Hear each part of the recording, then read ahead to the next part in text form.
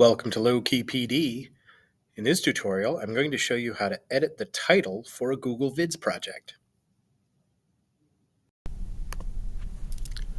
So when you create a new Google Vid project, in the upper left-hand corner is the title box for the project.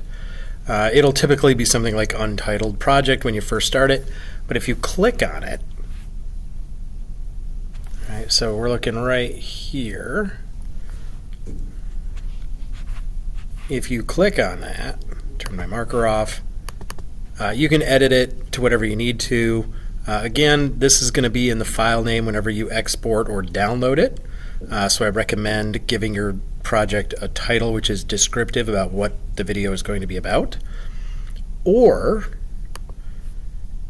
if you've already got a project created on this main page, if you click on this little snowman menu, you will also have the opportunity to rename it here, and then you can just change the title here as well. So there's a couple of different ways that you can update the title to your Google Vids project.